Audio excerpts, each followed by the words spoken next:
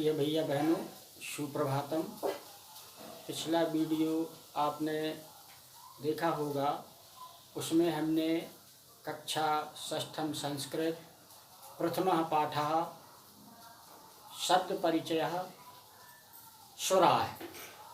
तो स्वर अक्षर से बनने वाले जो शब्द हैं उनको चित्र सहित और इसके बाद व्यंजनानी यानी व्यंजन अक्षर, उन व्यंजन अक्षरों से बनने वाले शब्द और उनके शब्दार्थ आपको बताए थे। ध्यान देंगे, जो ये स्वर और व्यंजन आपको पुनः बताए जा रहे हैं, ये जो हम अभ्यास करेंगे उसमें शब्दों को हमको क्रम से लिखना पड़ेगा। तो उस क्रम से लिखने के लिए हमें स्वर और व्यंजन क्रम से आना चाहिए। पुनः मैं आपको बोर्ड पर लिखे हुए स्वर और व्यंजन अक्षरों से परिचय करा रहा हूँ। याद तो होंगे, लेकिन कुछ भैया बहन भूल गए होंगे। देखिए बोर्ड की तरफ, क्रम ध्यान रखना है, क्योंकि ये जो आप शब्द अभ्यास में क्रम से जमाएंगे तो उसके पहले इसका ज्ञान पुनः हम ले लें। यहाँ स्वराह में अ, ई, उ, ए, ऐ, ऋ, ओ, औ। इसके बाद आप पढ़े होंगे अम, इसको अनुस्वार बोलते हैं। आहा पढ़े होंगे, ये विसर्ग है। चंद्रबिंदी भी आप पढ़े होंगे, अनुनासिक कहलाती है। खैर, ये आपके लिए सामान्यतः जानकारी दी गई है। लेकिन अब व्यंजनानी यानी व्यंजन अक्षर, व्यंजन अक्षरों से जो आपको शब्द पुस्तक में दिए गए हैं, लेकिन अक्षरों का क्रम ध्यान में रखना है, क्योंकि अभ्यास में आपको शब्दों का क्रम सही करके और उस उत्तर को करना पड़ेगा। पुनः देखिए, क, ख, ग, घ, इंग, च, छ, ज, झ, इय, ट, ठ, ड, ध, अण, त, थ, द, ध, न, प, फ, ब, भ, म, य, र, ल, व, श, स, ह। अब ध्यान रहे, इसका अपन उच्चारण करते तो एक सा है, लेकिन ये सा सीटी का, सा षटकोण का, सा सरौते का या सा सड़क का भी कह सकते हैं। इसके बाद छ, त्र, ज्ञ, और ये जो स्रा है, ये हम अपने पिताजी का या किसी का नाम लिखते हैं तो स्रा संयुक्त व्यंजन है, जैसे श्री। तो ये आपको क्रम याद इसलिए रखना है क्योंकि हम पुनः बता रहे हैं कि ये अभ्यास के प्रश्नों में दिया गया है। तो देखते हैं, थोड़ा सा पुनः पुस्तक पर ध्यान देंगे। और पुस्तक का पेज जिनके पास भी नहीं है तो मैं वीडियो के माध्यम से भेज रहा हूँ। पहले हमको जो याद करने के लिए दिया था उसको देखिएगा, स्तुति श्लोका है, ये ध्यान से देखेंगे। लय हमने पहले बता दी थी और इनको याद कर लेना है। हो सके तो पढ़ने के पहले या स्नान के बाद जब हम पूजा घर में जाते हैं तो इन स्तुति श्लोकों को बोलेंगे और फिर इसके बाद अपना अध्ययन का काम करेंगे। तो देखिएगा, प्रथम अध्याय जो आपको दिया गया है ये आपने पढ़ा होगा पुस्तक में। इसके बाद पन्ना पलटते हैं, इसमें आपने ये भी देखा होगा चित्र सहित और संस्कृत शब्द दिए हैं। इसके बाद फिर देखिए अगले पेज पर ये संस्कृत में शब्द लिखे हुए हैं, चित्र के माध्यम से आप समझ जाएंगे उसका हिंदी शब्दार्थ। फिर आगे पेज पलटता हूँ, और देखिए इसमें भी वही चित्र बने हुए हैं और संस्कृत में शब्द दिए हुए हैं। अगले पेज पर देखिए, इसमें पूरा चित्र सहित आपको व्यंजन वर्णों से बनने वाले शब्द और उनके चित्र जो आप अपनी मातृभाषा हिंदी में बोलेंगे, यहाँ तक आपको बता दिया था। इसके बाद आपके लिए कहा था कि अभ्यासा है, यानी जो हम प्रश्नों के उत्तर करेंगे, तो इसमें पहला नंबर दिया है चित्राणि दृष्ट्वा नामानि लिखा। तो हमको चित्र दिए हैं, हिंदी में नहीं लिखना है। ये जो नाम लिखेंगे आप, जो आप पहले पढ़ चुके हैं संस्कृत में, और संस्कृत में पेंसिल से लिखेंगे, पेन से ना लिखें। देखिए, चित्राणि दृष्ट्वा नामानि लिखा, चित्रों को देखकर नाम लिखिए। यथा यानी जैसे उदाहरण दिया है, चित्र बना है घोड़े का और संस्कृत में लिख दिया अश्वाहा। अब पन्ना पलटते हैं, इसी अभ्यास को देखते हैं। इसमें चित्र दिया है, आप जान गए होंगे, हिंदी में कमल, संस्कृत में क्या लिखना है आपको हमने पूरा बता दिया है, पेंसिल की सहायता से लिखेंगे। फिर चित्र दिया है तलवार का, ये भी आप पढ़ चुके होंगे, और यहाँ आपको लिख देना है।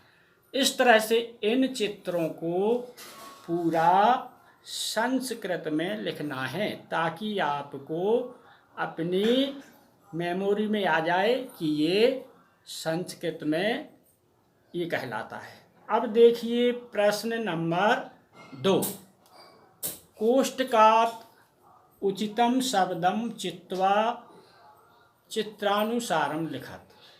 तो हमको जो कोष्टक में ये इधर दिए गए हैं, उचित शब्द चित्वा यानी चुन करके चित्र के अनुसार लिखना है। तो उदाहरण दिया है ईसा। फिर इसके बाद चित्र देख रहे होंगे और इसको संस्कृत में लिख देना है। अब मैं पेज पलटता हूँ, यहाँ पर देखेंगे तो यहाँ चित्र बने हुए हैं और इसी को कोष्टक में जो शब्द लिखे हैं संस्कृत में ही लिखने का अभ्यास करना है। इसके बाद आता हूँ मैं प्रश्न क्रमांक 3 पर।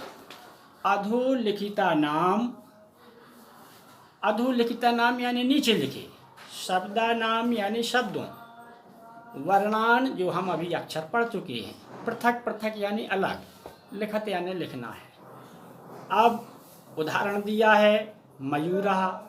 अब हम इस मयूरहा में जो अक्षर और मात्राएं जुड़ी हुई हैं, तो इस शब्द को हम कैसे पृथक यानी अलग करेंगे।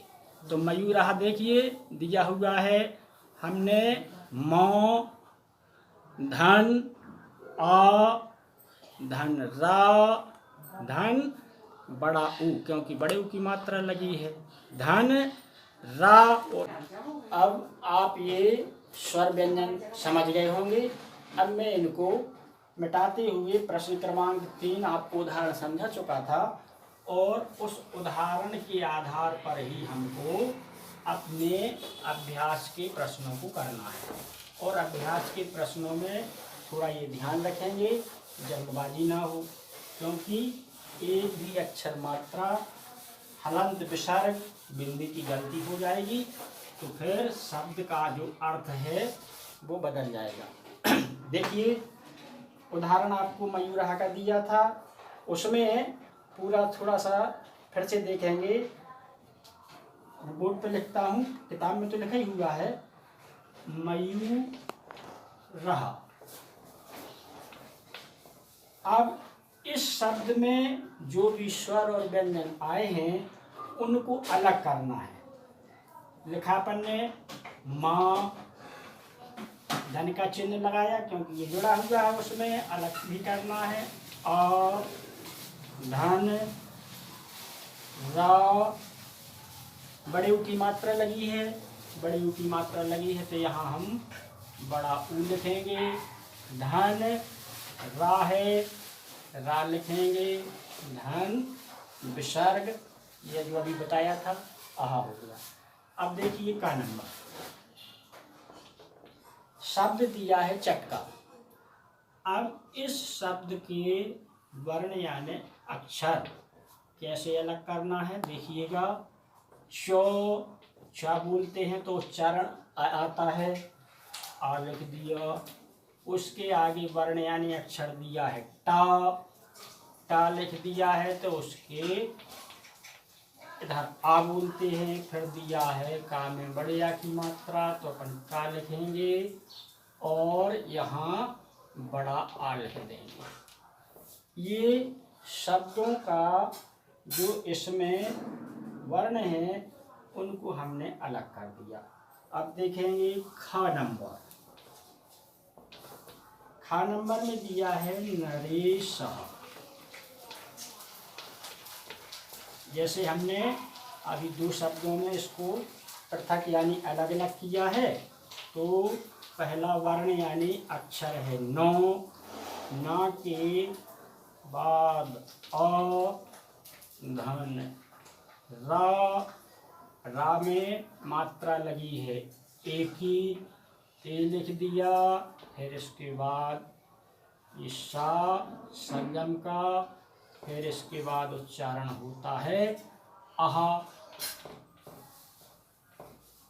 इस तरह से आपको गा नंबर, घा नंबर और इंगा यानी घटाता है, इनके शब्दों में जो वर्ण आए हैं अलग करके और लिखना है।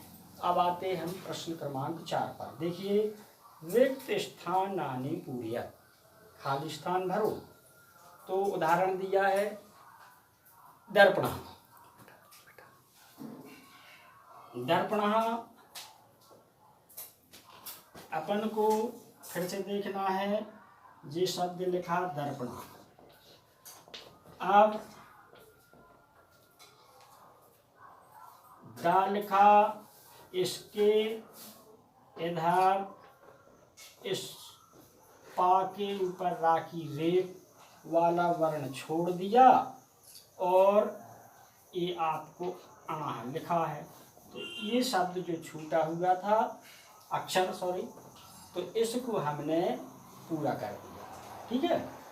अब देखिए का नंबर, का में ये शब्द हम पढ़ चुके हैं।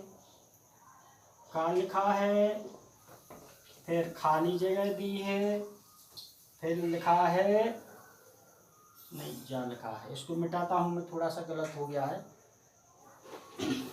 का की जगह है हमको लिखना है जो। इसके बाद क्या भरना है आप सोचेंगे, य न म।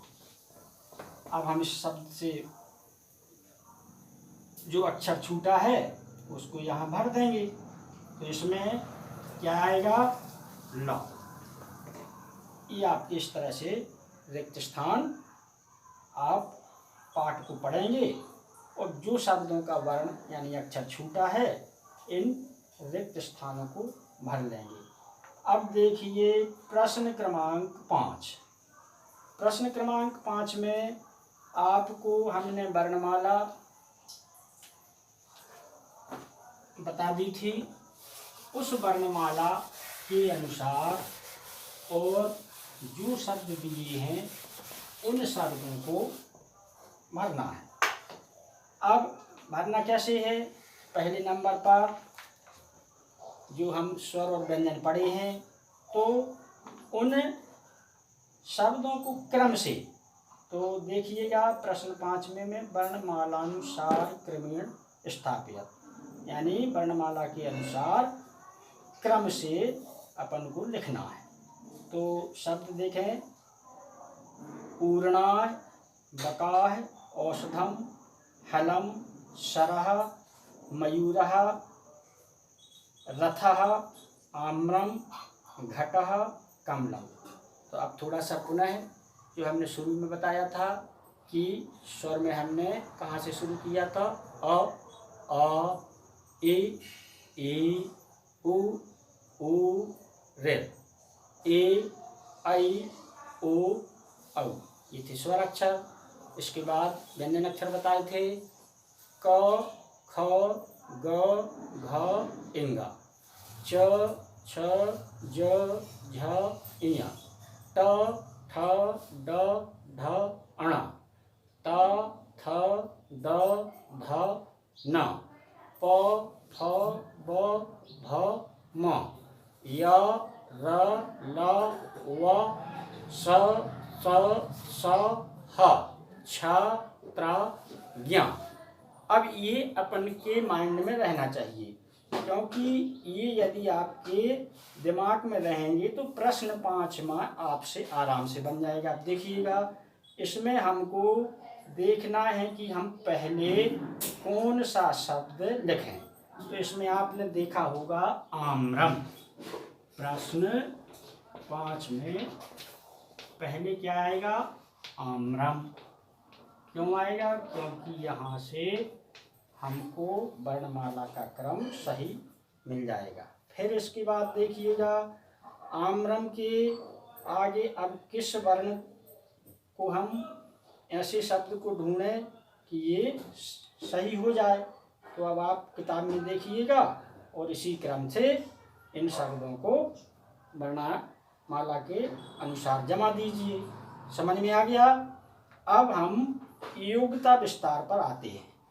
योग्यता विस्तार में आपको पशु नाम यानी पशुओं के नाम, शाका नाम यानी सब्जियों के नाम, फला नाम यानी फलों के नाम, च यानी और, पंच पंच यानी 5 नाम लिखना है।